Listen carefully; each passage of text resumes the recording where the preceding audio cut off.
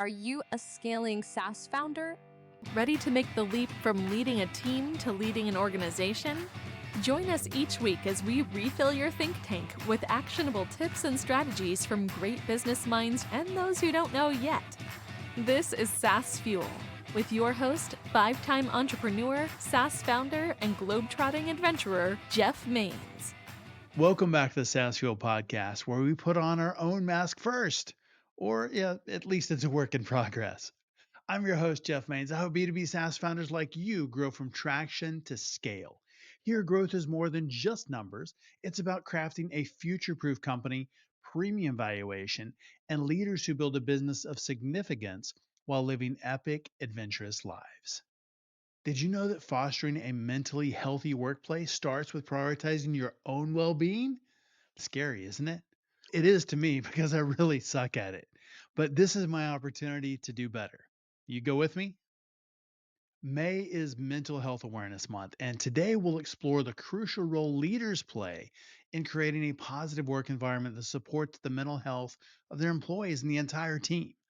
We all want to create healthy workplaces where employees thrive physically, professionally, and of course, mentally and emotionally also. As leaders, we set the tone for a culture of well being and resilience. Our actions and attitudes have a profound effect on the mental health of our teams. Yes, including you. And what's crazy, that can feel like a ton of pressure and be overwhelming in itself. And CEOs often feel responsible for the reputation and mood of the entire organization. They also feel pressure to appear strong, capable, and in control at all times. Anybody else carry that around? It's not all us, but it is important. The modern workplace is filled with stressors that can take a toll on employees' mental health and leaders' health as well. From heavy workloads to tight deadlines to interpersonal conflicts and work life imbalances. Anybody else have those? These challenges can lead to burnout, anxiety, and depression. And there are a ton of places to learn how to support employees, lots of blogs and articles and things like that. And our guest today is all about happy companies. Today, I want to focus on you as the leader, and I'm talking to myself too in this.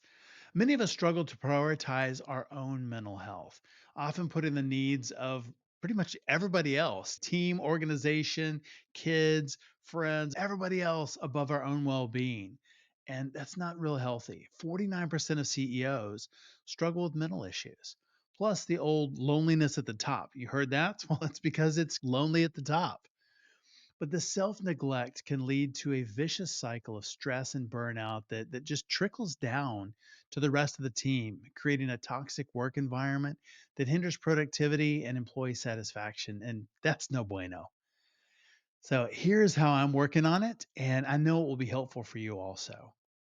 Number one is to reframe self care as an investment. And that was a real mental shift for me, but view self care as a strategic investment that directly impacts your productivity and effectiveness as a leader. It's a lot easier to look at doing that for the employees or the team or other people, but look at that as an investment in you. Prioritizing elements like diet, exercise, sleep. How about that? Sleep enhances your overall health and being, enabling you to achieve outstanding results. A while back, I started using a scheduling automation tool called Reclaim.ai. And the funny thing, the big win for me from switching to something like that is it actually blocks time on my calendar for lunch. It's not always at the same time, but it defends 30 minutes for me between 11 and 1:30. Same kind of thing, workouts, breaks, thinking time, focus time, strategic time.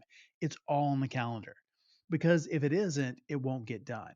And all of those go to the betterment of the business, but it's also taking that time to think, to focus, to work out, to get away, to get out of the office, to move. All of that is healthy, not only physically, but mentally. Number two is setting healthy boundaries. And this is one of the hardest because I really love what I do, love the people that I work with, and I'm wired to be productive. And it's just one of those things I like to always be available. Boundaries are essential to preserve your time and energy. And here's the funny thing though, it's rarely employees or team members who break my boundaries. You know who the worst offender is? It's me. And when I'm working at 7 o'clock on a Friday and send a Slack message or drop a recording to my producer at midnight, it sets a bad example because I'm doing things that I'm telling him, go unplug, take time off. And obviously, if I'm doing that, I'm not really taking my own advice. And the second is I used to make a huge mistake around that. And that is I didn't specifically tell him I didn't want or expect a reply until the next business day. It's a stupid mistake and a bad example. So do that. Make sure if you are doing things outside of hours that you are letting them know that it's something that you don't expect, something that is immediate, unless it's an emergency. But set good examples and stick to those healthy boundaries. Set them and stick to them. And I'm working on it. Are you? And the third one is to seek professional support. Getting help from a coach or a psychologist is a sign of strength, not a weakness, and a proactive step towards personal and professional growth. I've worked with coaches for years, and it's an absolute game changer. It can provide clarity and develop strategies to overcome obstacles. And we all face those obstacles. Champion Leadership Group, that's one of the things that we do is that coaching and clarity and overcome obstacles, plus solve loneliness at the top with a group of SaaS founders on top of amazing coaches, exited founders, and a fractional C-suite team. So everybody all together on that same journey. But wherever you are on this, many of you may be ahead of me. Some of you may be in the same boat, feeling like we don't do this well. And I think the thing that we need to keep in mind always, especially since we're talking about mental health, is give yourself a break. Seriously, treat yourself with kindness and recognize your strengths, celebrate achievements, and acknowledge mistakes. Those are all part of growth. But offer yourself compassion and encouragement and create a supportive inner dialogue that nurtures your self esteem and mental health.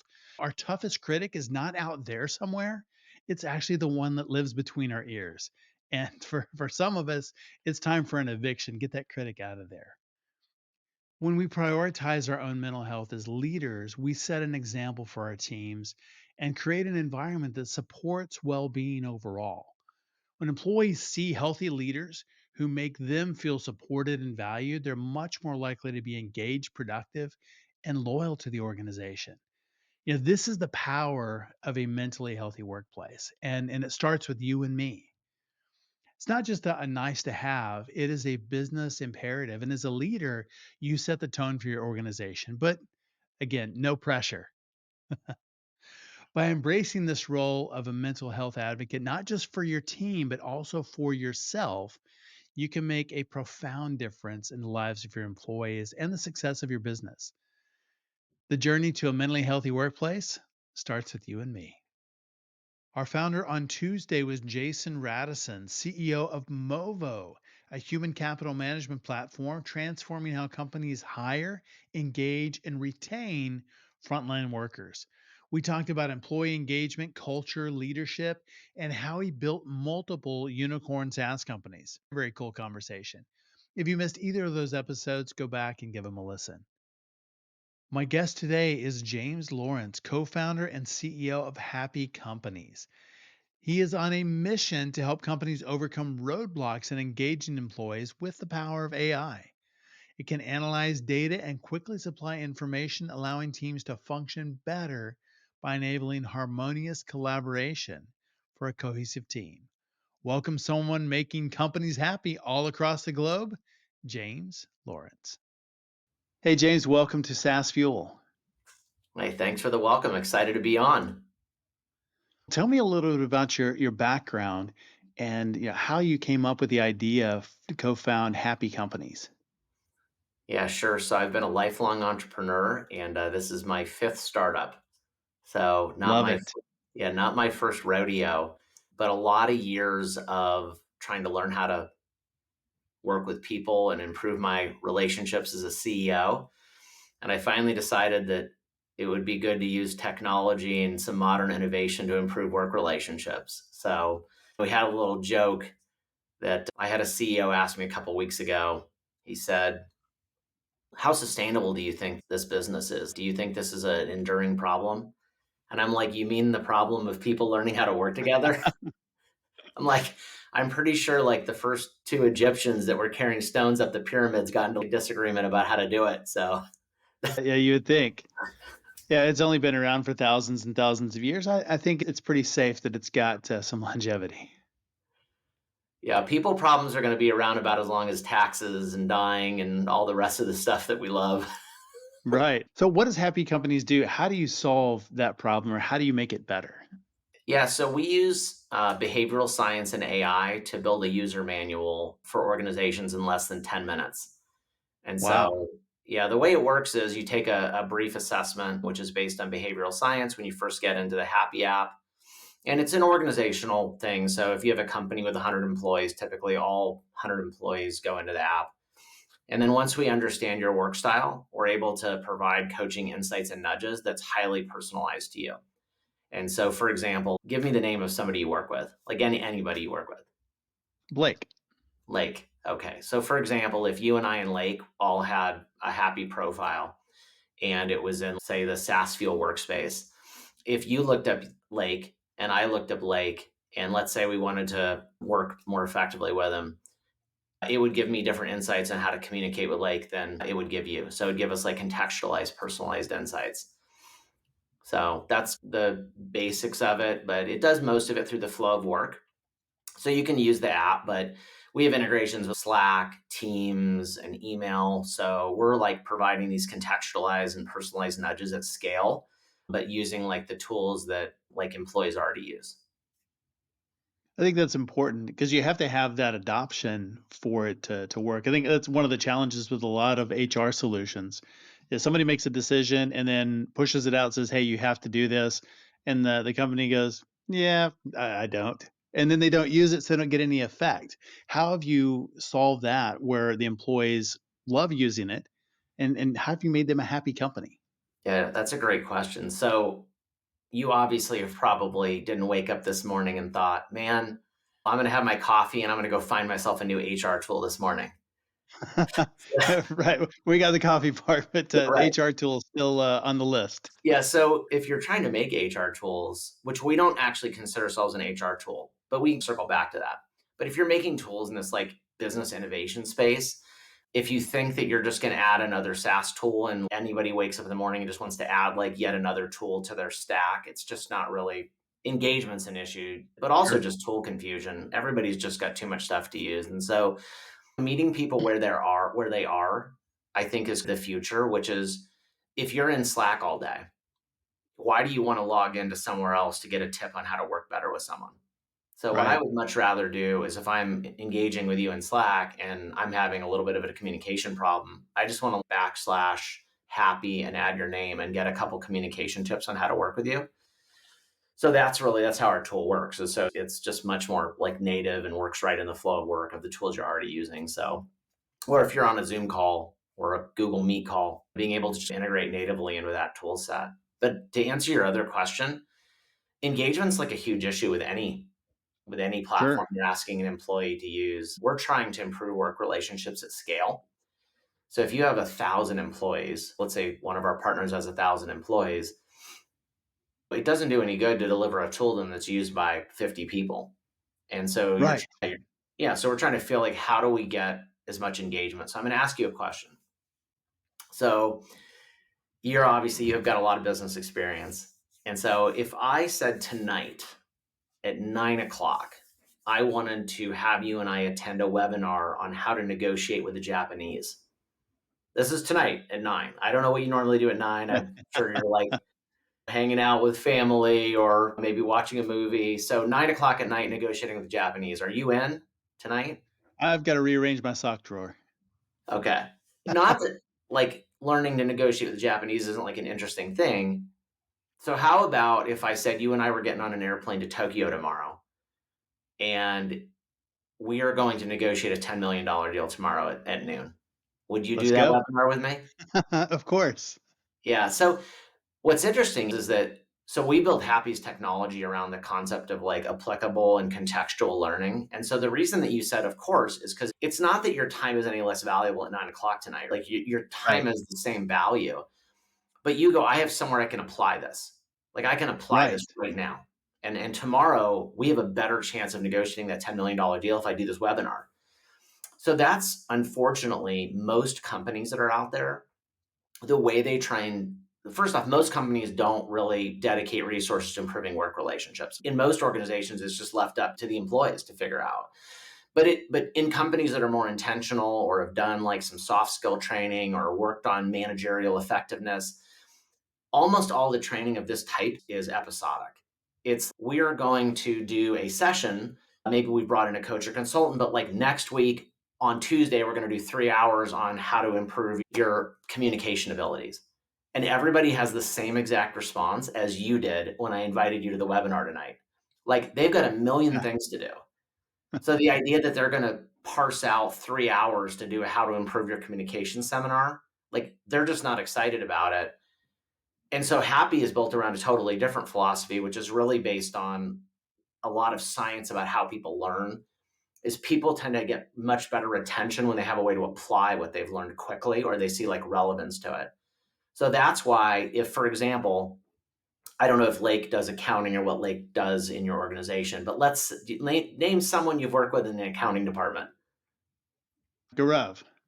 Gaurav. Okay. So if Gaurav rejected your expense report for the 6th time in a row, 2 things would happen. You would be flaming mad that someone rejected your expense report 6 times in a row. And Yep. Gaurav probably would be like, man, this guy just can't figure out how to fill out this expense report. Like, I'm so frustrated. In that Right. moment, Right. you're probably looking to get some coaching on how to work with them. And so that's the Happy philosophy is like, how do we provide some insights and some nudges and contextualize coaching at the right time, like when you would actually need it? That's really important. And I think you just hit the nail on the head. It's context. Because when we're talking about going to Tokyo and closing a deal, I can apply that. I understand what that is. I understand how that Right. works. But then if we look at the other side of that and we're doing a webinar at night, there's no reason to do that. There's no reason to say, hey, this has value. It's just something to do. But if I have a way to apply it, if I see how I can benefit from it now, because I have that context, it makes a lot more sense. And I think you're right. A lot of solutions really focus on the do the thing, but without any kind of context about why we want to do the thing. What's the value you're going to get? How do you apply this? And how does it make your life better? Yeah, no, that's the key. You just hit the nail on the head. It's contextualized. So we have this like little saying when we like developed this, which was coaching at the wrong time or on the wrong person or on the wrong thing. It's just not really effective. You have to hit this like magical, everything's got to line up and it's got to be like the right message at the right time. And like our technology is getting better over time. And so we're continuing to evolve this of how it's going to work. But really, it's just about I don't know if you ever watch Discovery Channel or anything, and so you like wonder they're like talking about the amazing engineering of the bird, and it's like, Right. man, bird, like we can't even make an airplane that flies like as efficiently as a bird does. But you like look at something in nature, and then you're like, okay, like from an engineering standpoint, how can I take this bird's flight and I can use that to inspire my engineering. And so for us, Right. so for us, it was like a real human. And it might sound like cliched, but like humans have learned how to coach each other for a very long time. And so, for example, if you as a coach, and when I say a coach, I don't mean like you might be a CEO or a leader, or you might be a manager, and Sure. you are helping someone through a workplace conflict, or you're giving them some advice Yeah. about their career. The first thing that you do is consider context. If you're helping someone through a conflict, what's the first thing you say is you go, Susie's all about the details. And so you're saying that you made a presentation to Susie and she didn't give you a good response.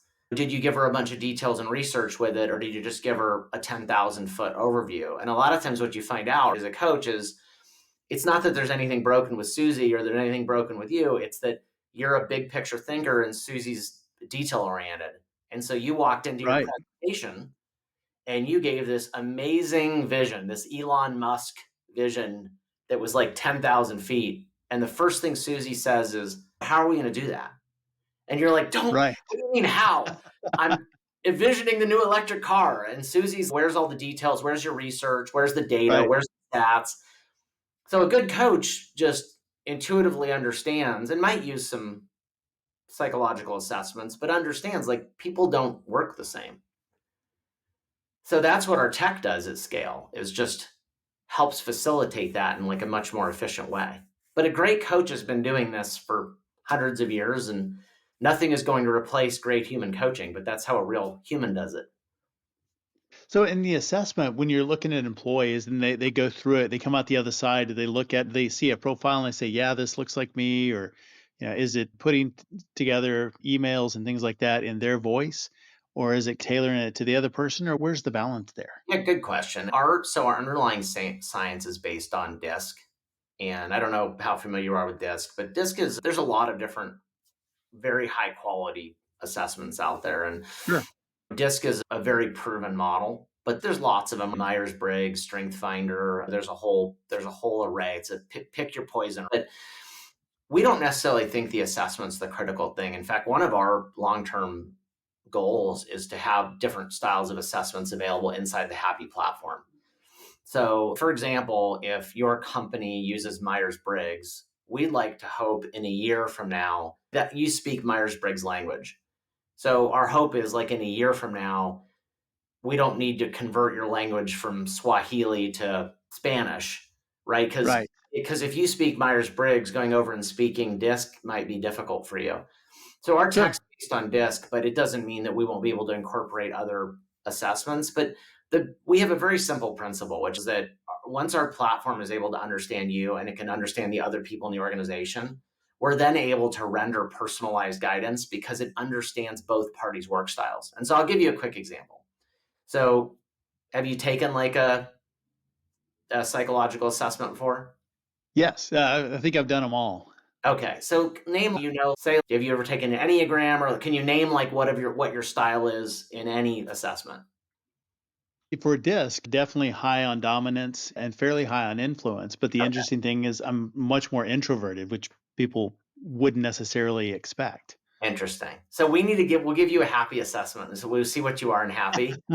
Um, so here's how this works is most assessments, the way they work is you get a 30 or 40 page document at the end of your Right. assessment. And it's probably perfectly accurate, or for the most part, but it's a 40-page PDF that like lands in your email somewhere.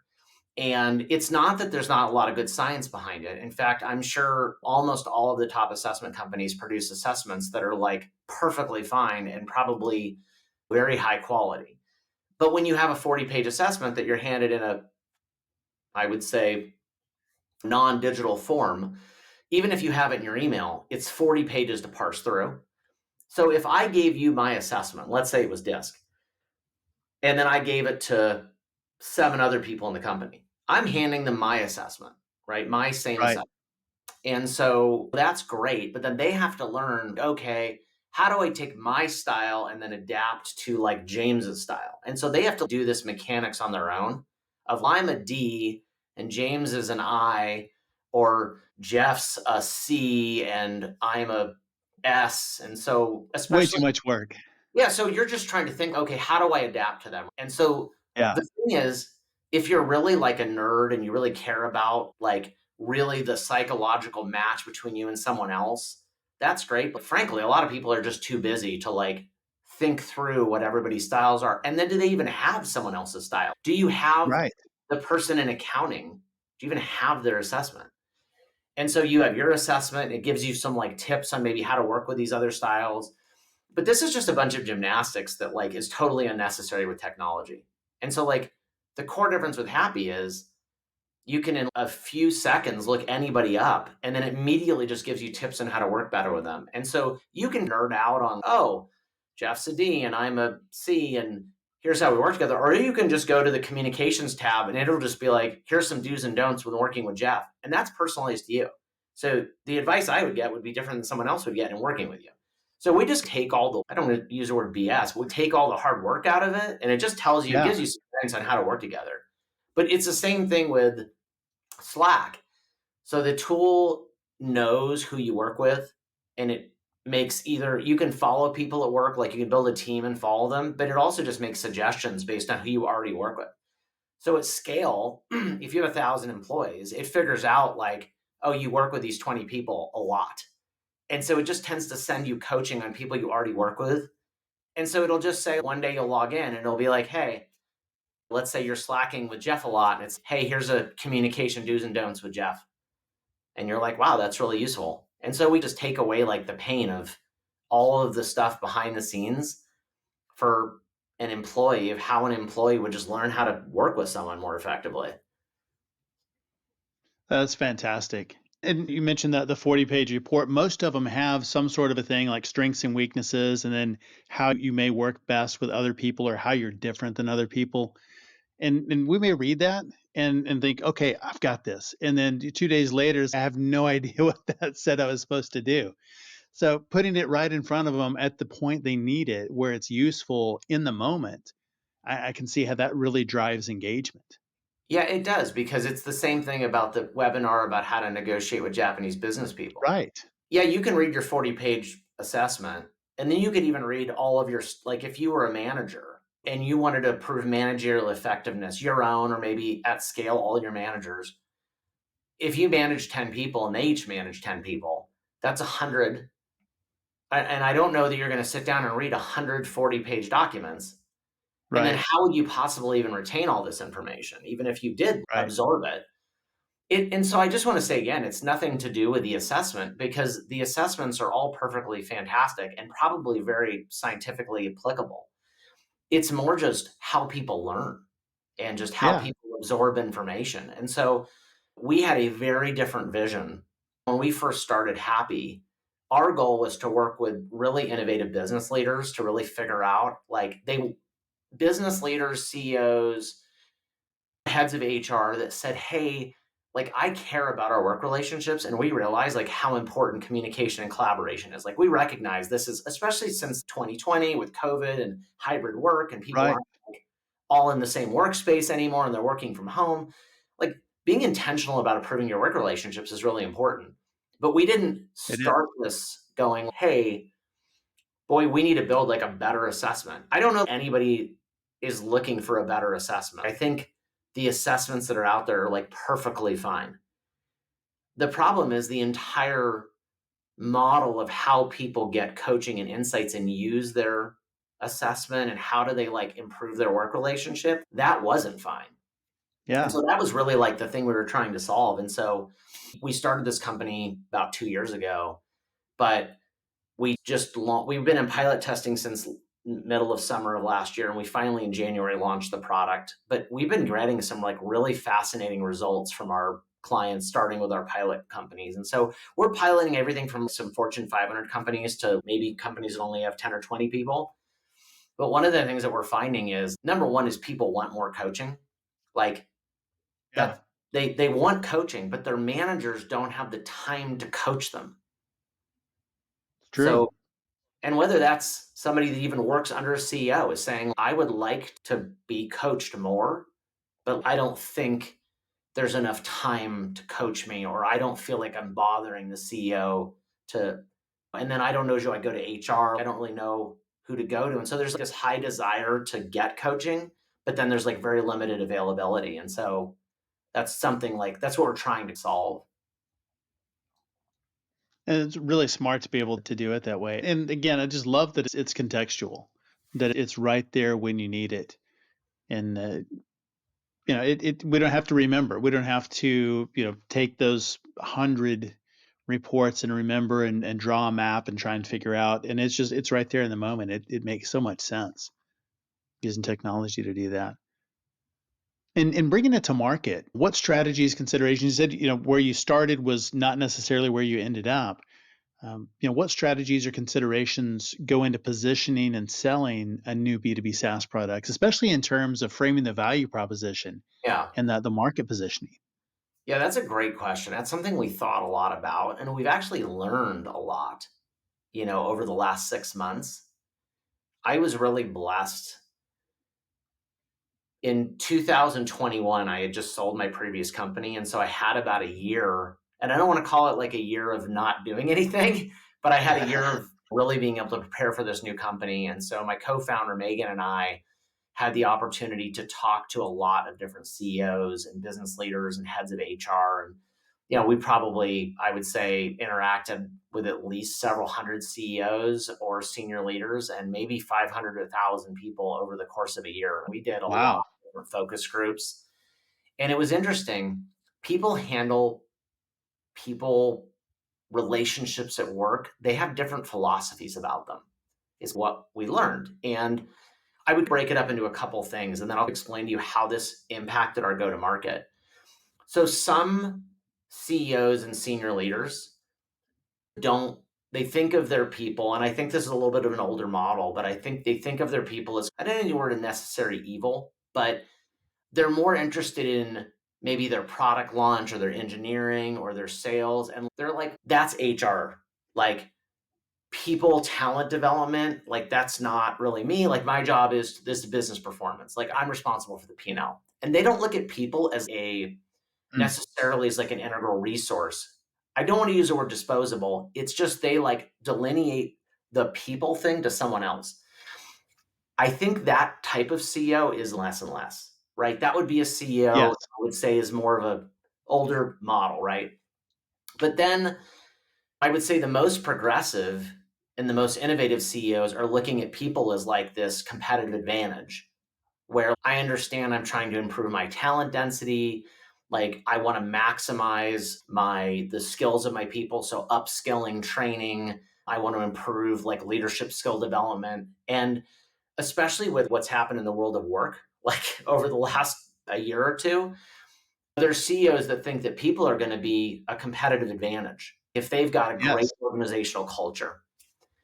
And so one of the things we've learned with our go-to-market is we really waste our time if the organization's DNA doesn't really believe in investing in their people and people are like this really important resource.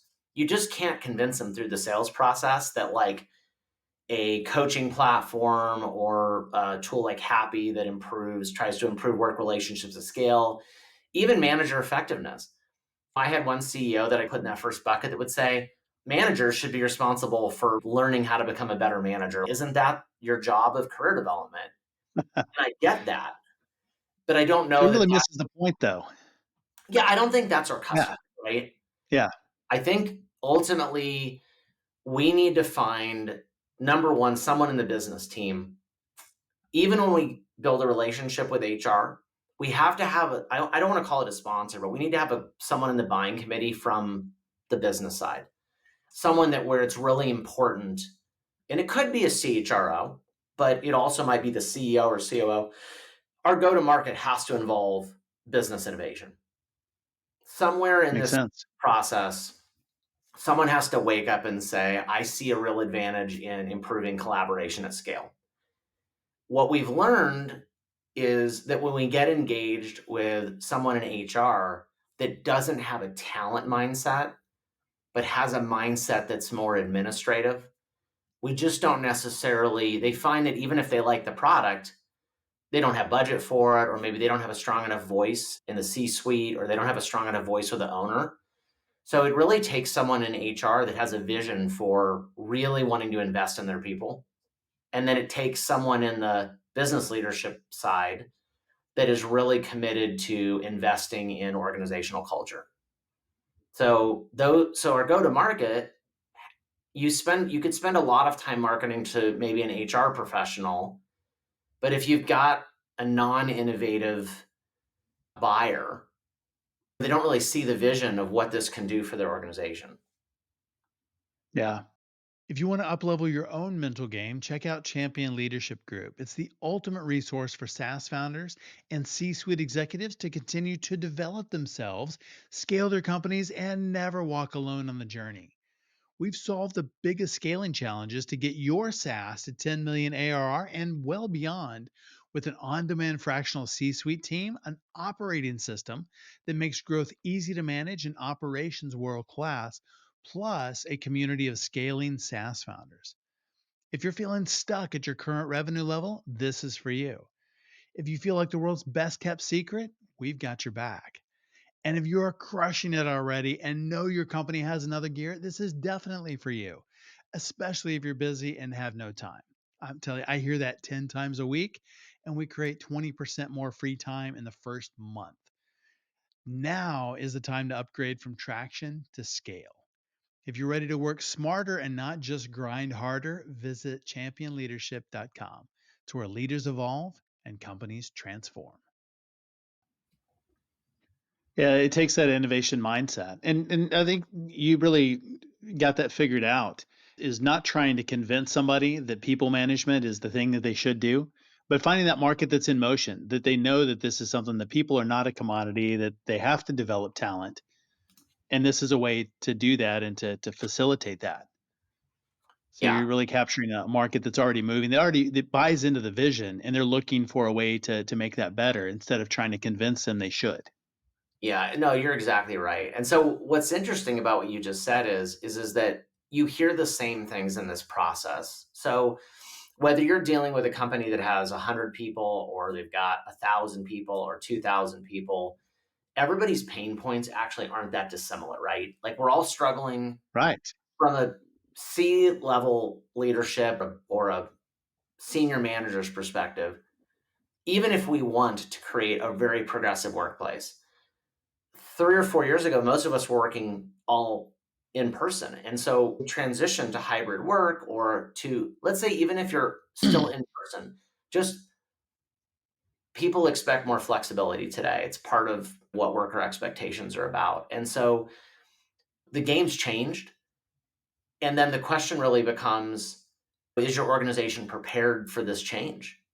And how are you optimizing your people relationships? And so I have this little joke that I say, which is like when I'm talking directly to a CEO, they might say something like, I'd like to read the data, or I'd like to understand, what do you have that shows how effective this is? And it's a great question, and we do have some data. So we talk through that. But I usually like to sidestep the whole question. And I say, how many people are in your leadership team? Like just your leadership team, in your group that surrounds you as the CEO, or if you're a COO or CHRO, Sure. how many people in that executive management group? And we normally hear 6 to 10, right? Somewhere in Right. that range. Yeah. And I ask this little question, and I just say, okay, what if I could tell you that we could improve communication among the executive management team by 10%? What is that worth? Just in your team. And then usually the person's like infinite dollars, right? What is that worth? If I could improve the communication with my Right. COO or like my CFO, like how much better would my 100 employee to 1,000 employee business be if I can improve my communication with my team by 10%? It would be worth a lot. Usually, Right. whatever, I try to force them with a number. I'm like, come on, give me a number. What would it be worth? It's like 10%. We'll press a magical stables button, right? But usually what I say then is, okay, the other 490 people, there's a huge bonus then, right? If you have a 500 person company, like that's just Yeah. the bonus you get with happy. But it really teaches you something, which is we a lot of times leave work relationships just up to our team to figure out. We don't do that with anything else. The accounting department doesn't just wake up in the morning and just be like, hey, accounts payable people, like, how are you going to figure out who to pay? And they're like, oh, yeah, I don't know, I'm just going to figure it out today. And you're like, okay, like there's no process for like this. Like, how about accounts receivable? Like oh yeah, I don't know. We got like 8 accounts receivable people, and like all of them they just all figure it out on their own. But we do that with work relationships. We do that with Yeah. managerial training. The amount of managers that receive training upon becoming a manager or a leader for the first time, and granted, I would not say that there's lots of great manager training tools. Less Sure. than 30% of managers are given leadership training when they become a manager. Wow. So could you imagine if we did that with like our accounting team? Hey, Jeff, congratulations. You're the new accounts You're an payable. accountant now. Go figure it out. And you're like, how do we do this? You're like, it's good. You'll figure it out. All right, I'll just start paying people randomly. I'm joking, but work relationships and leadership skills they're too important to just leave up to everybody to just figure out on their own. Yeah. Yeah. And it's really good. I mean, it is funny, and the example is a little bit, out there and ridiculous, but only because it is. But that's what we're doing. And I've done that. Put people into roles and okay, now you're over this team. Good luck. Let me know how it goes. And it's just that's not the way that we should be running businesses. Well, and the reason for There's it, I much think, better. yeah, no, you're right. But there's a reason this happens. It doesn't just happen by accident. I'm guilty of this. I will say it's not like I'm standing here today going, hey, I have had an unbelievable manager training system. The reason this happens is because most people are very busy and there's no Yes. systematized system in their organization that trains managers. And frankly, it isn't quite as obvious when something goes wrong. So it's, oh, okay, Mike in accounting wasn't trained on how to pay somebody, and so he just paid the wrong person a $40,000 PO. Like alarms go off, people freak out, people are running from the streets. Oh my God, Mike paid the wrong guy. A manager that hasn't received effective leadership skill training, or hasn't learned how to negotiate a conflict, or hasn't learned how to improve a work relationship between two people in his or her team, it's a quiet failure usually, and it takes a while. And then finally you're like, man, this team is just not performing well. And so it's just not as obvious. And so I think over time, the great organizations that prioritize organizational culture do perform not just a little better, but much better. If you look at Gallup's data, if you are in the top 25%, so we're not talking about the top 2%, just the top 25%, your business performs you have almost 25% more profitability and 20% more productivity than an average organization. Now we're just talking Wow. average to top 25%. That's a 20% increase in profit. So organizational culture, like over time, definitely there's data that shows that engaged workforces that have positive cultures just perform better. But it's hard to prioritize. And Yeah, so, it is. and then the other thing is that to do it at scale is really tough. So if you have 25 managers in your team, how do you take 25 people and create like a cohesive systemized training system? That's a heavy lift. Yes. Yeah, we want to make it easy.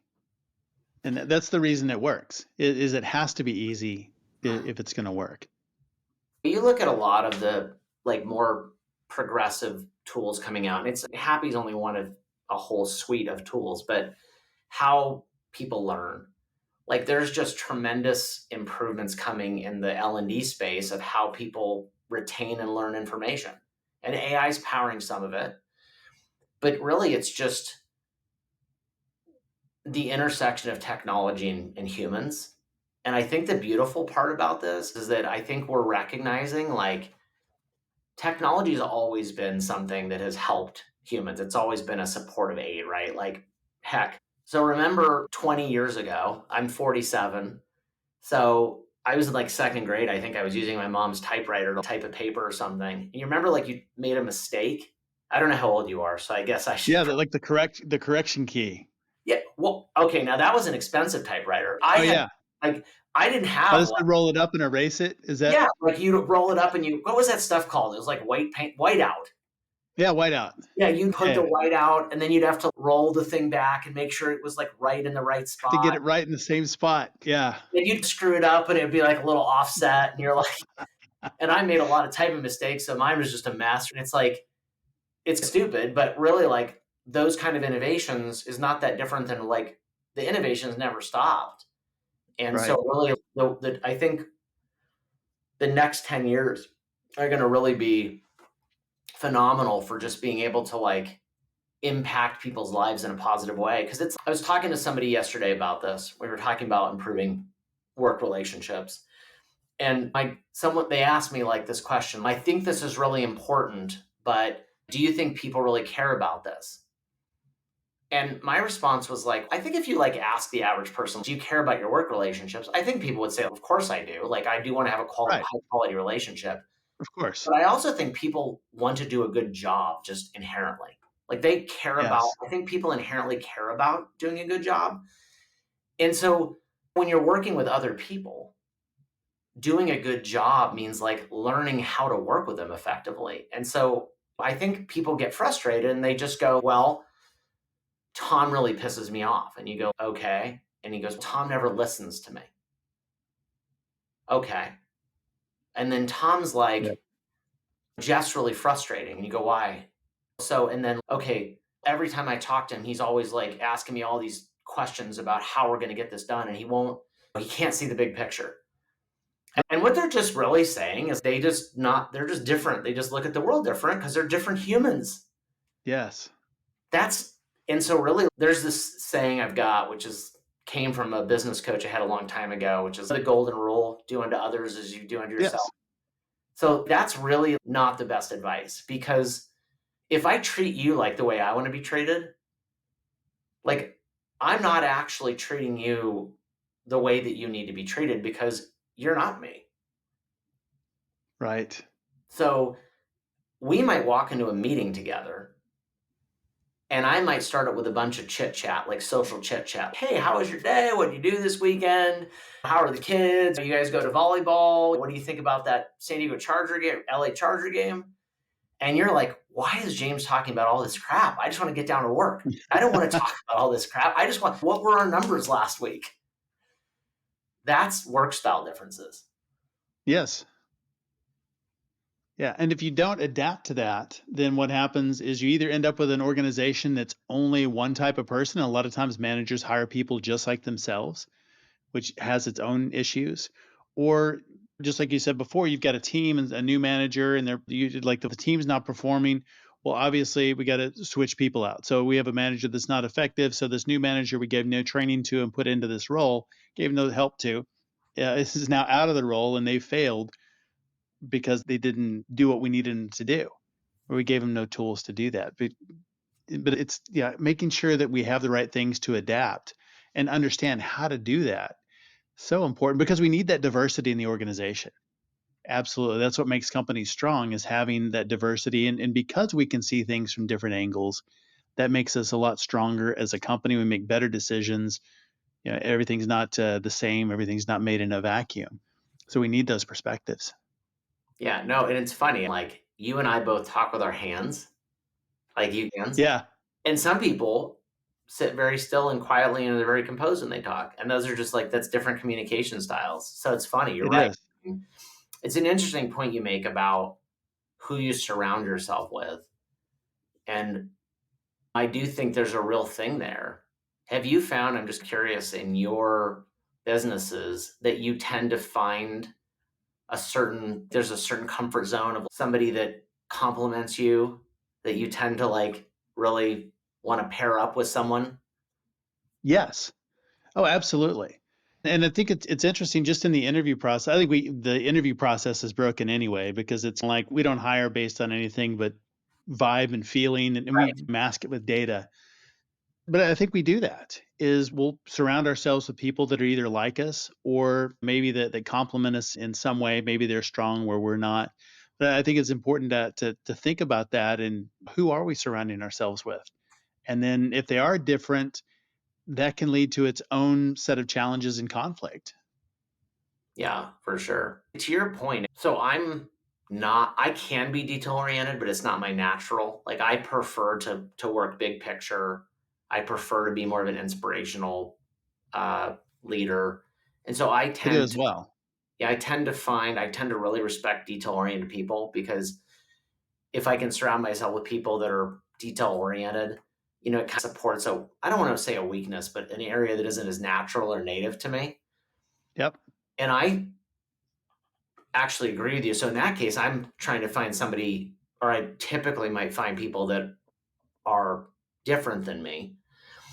But I do think you're right. I think a lot of times in the hiring process, that bias, like when people talk about bias, especially if you're a really busy leader or you're responsible for a lot of stuff at work, and you're like trying to parse through who do you want to hire, and whether you're hiring directly or you're working with your HR leader and you get a bunch of candidates, like there's different kinds of bias. And like Yes. some of the bias that was maybe more popular to talk about could be like racial bias, or it could be education or ageism or something like that. But there's actually a real bias when it comes to like work styles and trying to find someone that maybe thinks like you. And that's like an Right. important thing to think about. It is. And you end up with a company of everybody that thinks the same and all works the same, and there's not room for it. Sometimes it's masked as, well, if you're not like this, then you're not a culture fit. And I think that's problematic as well. We do want people that are good fit for culture, but what does that mean? How do we define that? What is culture? Yeah. That's the word. Not a good cultural fit got a real bad knock this last year. There was a lot of people in the HR community and the business leadership community that, like, if you say that person's not a cultural fit, that was almost like a bad word to some people. It's never been that to me. I think it's the context. I think what I Yeah. like to talk about is organizational DNA. Yes. Yes. It's like this different concept. It isn't like the culture of the person, but it's like, what is the organizational DNA? And will this person be a good fit? And will we be a good fit for them? Right. And for example, for us in the different organizations I've led, I tend to try and innovate and iterate quickly. And I tend to change things if they need to be changed. And so one of the things that I look for in our organizational DNA when hiring is adaptability. And that doesn't mean that you can't be a data analyst or you can't have an accounting mind, which typically might be more conservative or might be a little more change resistant. But it's like, to be successful in an organization, you have to be willing to practice change management. You need to be willing to be adaptable. And so that is an organizational DNA thing. Yes. Yes, it is. Yeah. If they don't like change, they want to know exactly how things are going to run. That's not an entrepreneurial company. And so if they're looking for that steady, no change, know exactly what's going to happen from day to day and it be the same, not the best fit. Well, But it's different than work style. It is. So in the happy work style and in DISC, you do get an indication of resistance to change or stability. So you do get like a stability indicator. But I challenge you maybe there's another way to think about it maybe, which is not liking change is different than the idea of change resistance. And It is. yeah, so like you might say, I prefer to keep things the same, but if I understand why I need to change or why the department needs to change, I'm willing and to be adaptable, and I'm willing to do it if I understand it well enough. That to me is maybe somebody that you could say doesn't love change, but is willing to be adaptable and is willing to adapt to the organization. I like that. And that's good with me. What I think is harder, and again, this is the organization I lead, which is why I like to talk about organizational DNA. There's plenty other companies, like for example, I'd imagine, now I'm just guessing, there's probably someone right now at the post office that's about to get super upset at what I'm about to say, but I'd imagine if you are the organizational DNA of the post office is probably not a bunch of people that want to do a bunch of change. Because if you're working at the post office, you probably have to be very patient with a large bureaucratic organization that probably doesn't change very often. Yep. And so you might actually look for people that would be very happy working in a relatively stable environment that doesn't change a lot. And so if you hired me and put me or you, if we took you and put you in the post office, I would last a be very day. happy. Like I said, there's someone in the post office right now, which is like, we do change. We're trying to change. See, I have my own biases about the post office because of my own experiences. Sure. But I think that makes a lot of sense. But it is different than the work style, and finding that fit and really being clear on what is that organizational DNA, and bringing people in that do fit that, and that have complementary skill sets, complementary ways of seeing the world, work styles. Super helpful. One of the things I like is I think it's really useful if the organization is willing to own its DNA. So this isn't so much about Happy or about a coaching technology, but it's more just in general, which is if you walk in every day and you're willing to say, hey, this company moves really fast. And this was something like Mark Zuckerberg said at Meta like years ago, like their move fast and break things. Was a beautiful job of setting the table for organizational DNA. That was basically saying, hey, at this point in this company's life, we're going to move really fast and we are going to make some mistakes, and that's okay because the speed of innovation is better than the price of behaving slowly, right? And I think Meta changed. Unfortunately, it got so big and there was so much heat on it because of regulation issues. It had to change its philosophy and we couldn't break things as fast, right? I Sure. think that's really neat. I coach youth football, and one of the things one of our other coaches says is fail fast. So Yes. once you being decisive on the football field, and if you're going to make a mistake, make it and recover. Don't play hesitant. And so that's an Right. organizational DNA thing on the field. And what I love about that is you're telling the players, this is our DNA on the field. If you're going to make a mistake, do it decisively. Don't be hesitant. Mark Zuckerberg telling all the Facebook employees, move fast. If you break things, that's okay. But a lot of organizations don't take the time to think through what their organizational DNA is, or they don't really want to own it. And the Or problem, they take what they hear from another company, like move fast and break things, and try and apply it to their own business, right? and it's not a fit for them. To your point, the thing is, when you steal someone else's mission statement, it's not really like a real thing, right? Like you read Right. most companies' organizational mission statement or their values, and it's because to bring it back to Happy, we're developing this thing called the MVP. And what Happy MVP is, it's called Missions, Values, and Principles Alignment. And one of the things that we heard in all of our pilot testing is absolutely got a lot of value from all the coaching. But we had a number of business leaders say, boy, one of the things that I've realized is now that we're improving communication and collaboration, like our teams doesn't always understand like our mission or our values or our vision. Right. I understand you better. Oh, Todd and James, Jeff and James, we get each other better. There's a better relationship. But then we're like, we don't really understand like how should I behave in the larger context of what the company's goals are? And so we're developing this thing which basically takes a company's mission statement, values, and operating principles, and it uses AI to take that and distill that into the insights, nudges, and coaching. And so not only are you getting coaching on your coworkers, but you're getting bite-sized nudges and insights on the company's values. So it's more complicated. It's easy for the company to implement, but there's a bit going on in the background. It's not been like the easiest nut to crack. Sure. But most people don't really understand what their company. They understand like maybe they walk through the lobby and there's like a thing up on the wall, but they don't really understand what's important to the company. Some companies don't help you because they write a mission statement that's really not like the way it's not consistent with how they actually operate. It sounded good at the time, and so it got codified and stuck in a drawer somewhere, but it means nothing day to How day. how have you handled things like organizational mission statements like on your own? I'm curious. That's actually one of the things that I address in my book is something that's so important is having that mission, vision, core values, purpose statement.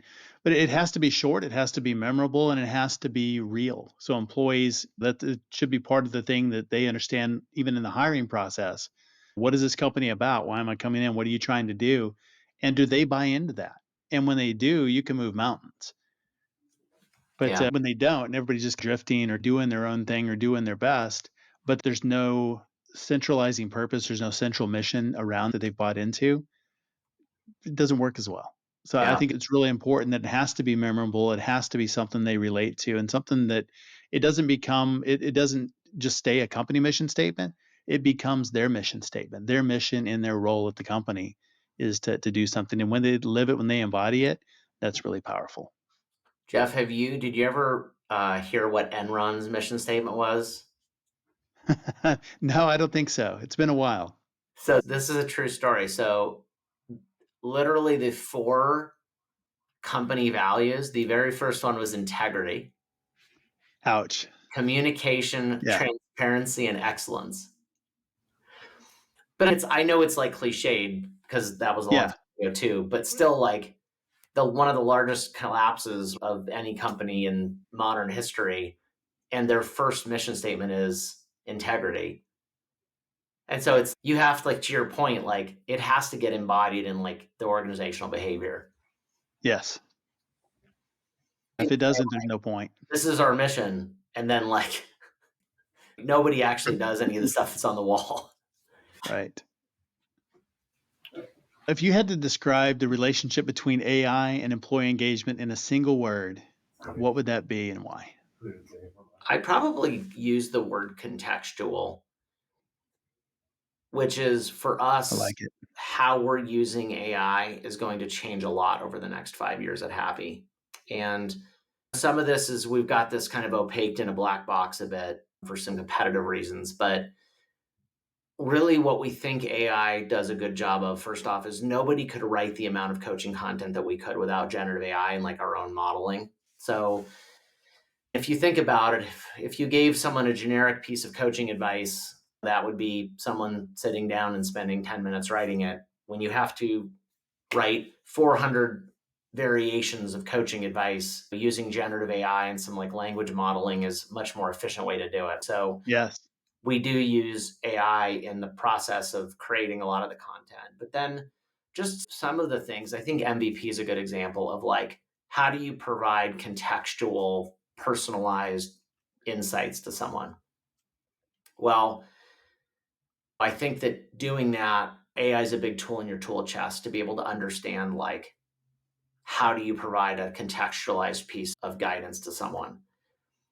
So before, let's say 20 years ago, only the human brain could really figure out how to, based on knowledge experience, if you had somebody that was 25 years old versus somebody that maybe was 65 that had 40 years of work experience, like when they're trying to help someone solve a workplace conflict, maybe they only have 3 years of work experience.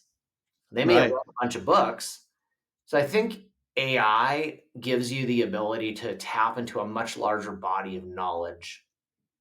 And so now you can be 25 and maybe only be a couple years in your career, but you can get like some guidance or insights or nudges on the fly that maybe are the kind of insight someone get if they'd been working for 40 years. Yeah.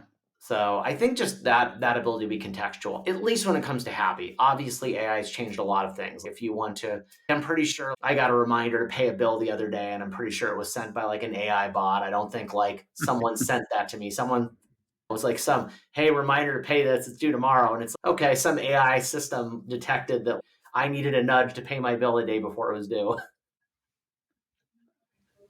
AI has come so far so fast. Very cool. Well, where can people learn more about you and Happy Companies online? Thanks. Yeah, just happycompanies.com. And we talk to people all the time about how to improve work relationships. So we love, and I would say it's not just people that are interested in Happy. There's a mission here for us that goes way beyond like our SaaS tool.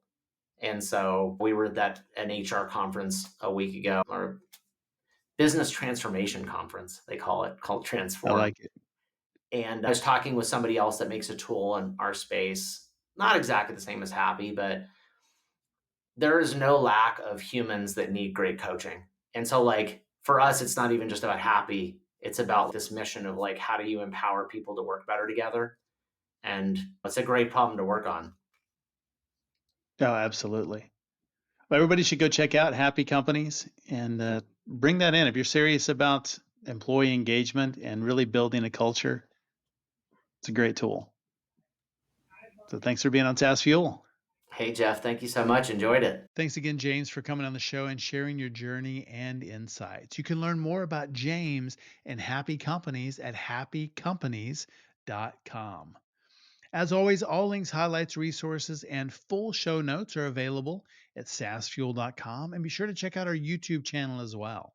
There are full episodes, training videos, shorts, outtakes, all sorts of things on there for you. So go check that out. It's at Champion Leadership right there on YouTube. Thought leaders share. So take a minute and share this episode with someone who is awesome and should just recognize how awesome they really are. Everyone who shares this week gets 1 full hour of uninterrupted thinking time to work on their most awesome idea. Sounds pretty good, doesn't it? Yeah, set those boundaries. Join us Thursday on our SaaS Fuel Expert Series, where my guest is Andrew Sykes from Habits at Work. We'll be talking about transitioning from founder-led sales to a sales team, plus the Platinum 5 Minutes and how that leads to the Golden Hour. Very cool stuff. And the next Tuesday, we have founder Benjamin Johnson, co-founder of Particle 41, a development firm he established to accelerate company initiatives through cutting-edge software development, DevOps, and data science. So I will see you next time, and as always, enjoy the journey. Thanks for listening to SaaS Fuel. Full show notes for each episode, which includes a summary, key takeaways, quotes, and any resources mentioned, are available at saasfuel.com. Be sure to follow and subscribe wherever you listen to podcasts. And if you're enjoying the content and getting value from these episodes, please leave us a rating and review at ratethispodcast.com/SaaSFuel. We'll be sure to read these out on future episodes.